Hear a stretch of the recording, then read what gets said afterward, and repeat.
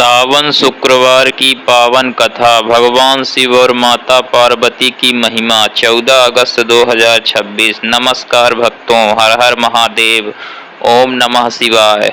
आप सभी भक्तों का हमारे इस पावन और भक्तिमय चैनल में हार्दिक स्वागत है। आज सावन मास का पावन शुक्रवार है। सावन का महीना भगवान शिव को अत्यंत प्रिय माना जाता है। इस पूरे महीने में भगवान शिव और माता पार्वती की पूजा करने, शिवलिंग पर जल चढ़ाने, बेलपत्र अर्पित करने और श्रद्धा से कथा सुनने का विशेष महत्व माना गया है। आज हम सुनेंगे सावन शुक्रवार की एक सुंदर प्रेरणादायक पौराणिक कथा, जिसमें माता पार्वती की भक्ति, भगवान शिव की परीक्षा और सच्चे श्रद्धा की महिमा का वर्णन है। भक्तों, कथा आरंभ करने से पहले अपने मन को शांत करें। अपने मन को शांत कर लीजिए और श्रद्धा से बोलिए हर हर महादेव, ओम नमः शिवाय। सावन शुक्रवार की पावन कथा। बहुत समय पहले एक सुंदर नगर में एक ब्राह्मण परिवार रहता था। परिवार के मुखिया भगवान शिव के बहुत बड़े भक्त थे। वह प्रतिदिन प्रातः काल स्नान करके शिव मंदिर जाते और शिवलिंग पर जल, दूध, बेल पत्र और पुष्प अर्पित करते। उनकी पत्नी भी माता पार्वती की अनन्य भक्त थी। दोनों पति पत्नी का जीवन बहुत साधारण था।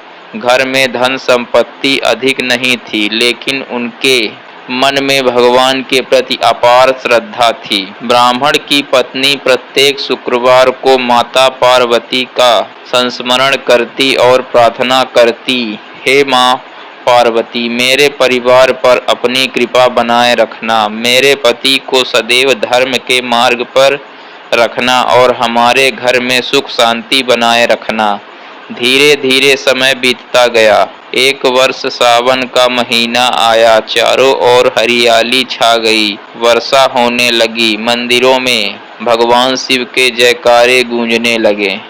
ब्राह्मण दंपति ने संकल्प लिया कि वे पूरे सावन मास में श्रद्धा से भगवान शिव और माता पार्वती की पूजा करेंगे। भगवान शिव ने ली परीक्षा। एक दिन भगवान शिव ने माता पार्वती से कहा, देवी, संसार में बहुत लोग सुख के समय मेरी भक्ति करते हैं, लेकिन सच्चा भक्त वही है जो कठिन समय में भी अपनी श्रद्धा नहीं छोड़ता। माता पार्वती ने कहा, प्रभु आप अपने भक्त की परीक्षा कठिन क्यों लेते हैं? भगवान शिव मुस्कुराए और बोले, परीक्षा भक्त को दुख देने के लिए नहीं, बल्कि उसकी भक्ति की शक्ति संसार को दिखाने के लिए होती है। भगवान शिव ने उस भक्त परिवार की परीक्षा लेने का निश्चय किया। घर में आया संकट। अचानक ब्राह्मण के घर की आर्थिक स्थिति बहुत खराब हो गई। घर में रखा अनाज समाप्त होने लगा। एक दिन पत्नी ने देखा कि घर में केवल थोड़ा सा अन्न बचा है। उसने पति से कहा, स्वामी, हमारे पास भोजन बहुत कम है, फिर भी क्या आप आज मंदिर जाकर भगवान शिव की पूजा करेंगे? ब्राह्मण ने मुस्कुरा कर कहा, देवी, जब सब कुछ भगवान ने दिया है तो संकट के समय उन्हीं को छोड़ देना कैसी भक्ति है। हम अवश्य शिव जी की पूजा करेंगे। दोनों मंदिर पहुँचे। ब्राह्मण ने शिवलिंग पर जल चढ़ाया और हाथ जोड़कर कहा, हे भोलेनाथ, हमें धन नहीं चाहिए, हमें केवल इतनी शक्ति दीजिए कि कठिन समय में भी आपका नाम हमारे मुख से ना छूटे। उनकी पत्नी ने माता पार्वती के सामने दीपक जलाया और कहा, माँ, हमारे घर में चाहे अभाव हो, लेकिन हमारे मन में आपकी भक्ति का कभी अभाव ना हो। अतिथि के रूप में आए भगवान। उसी दिन दोपहर के समय एक वृद्ध साधु उनके घर आए। उन्होंने कहा, माता, मुझे बहुत भूख लगी है, क्या मुझे थोड़ा भोजन मिल सकता है? ब्राह्मण की पत्नी ने घर में देखा, केवल इतना भोजन था जिससे पति पत्नी दोनों का पेट भर सकता था।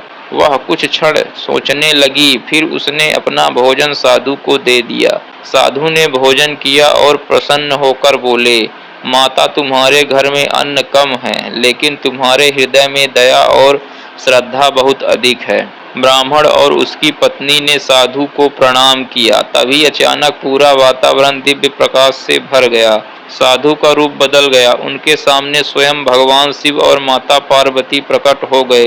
ब्राह्मण दंपति भगवान के चरणों में गिर पड़ी। महादेव ने दिया आशीर्वाद। भगवान शिव ने कहा, वत्स, हमने तुम्हारी परीक्षा ली थी। तुमने विपत्ति में भी मेरी भक्ति नहीं छोड़ी और अतिथि को अपने हिस्से का भोजन देकर सेवा की। तुम्हारी श्रद्धा से मैं अत्यंत प्रसन्न हूँ। माता पार्वती ने कहा, जिस घर में श्रद्धा, सेवा, दया और संतोष होता है, उस घर में मेरा आशीर्वाद सदैव बना रहेगा। भगवान शिव ने अपना हाथ उठाकर आशीर्वाद दिया। उन्होंने कहा, आज से तुम्हारे घर का अभाव दूर होगा, लेकिन याद रखना, धन आने के बाद भी अहंकार मत करना और जरूरतमंदों की सेवा करते रहना।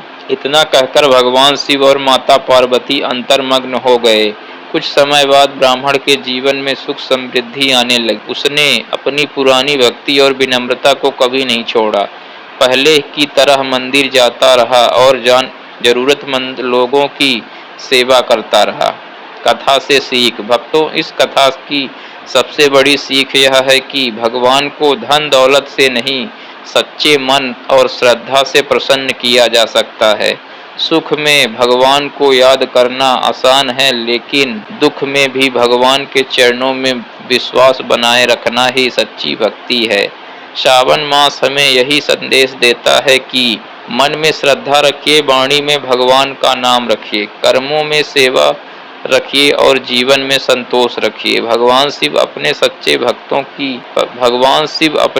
भक्तों का कभी साथ नहीं छोड़ते। सावन शुक्रवार की पूजा। आज के दिन श्रद्धालु अपनी श्रद्धा के अनुसार भगवान शिव और माता पार्वती की पूजा करते हैं। प्रातः स्नान करके स्वस्थ वस्त्र धारण करें। भगवान शिव को जल अर्पित करें। बेलपत्र, पुष्प और धूप दीप अर्पित करें। माता पार्वती को सिंदूर, पुष्प और श्रृंगार सामग्री अर्पित की जा सकती है। फिर श्रद्धा से कथा सुने और अंत में भगवान शिव की आरती करें।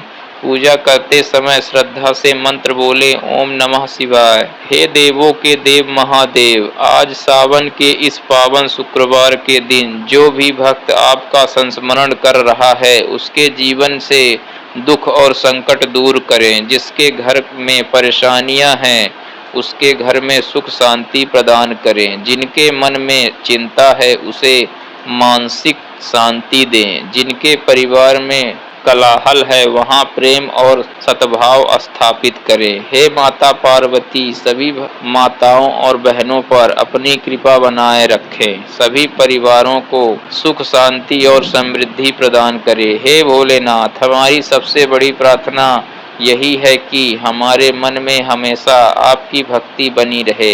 हर हर महादेव। ओम नमः शिवाय।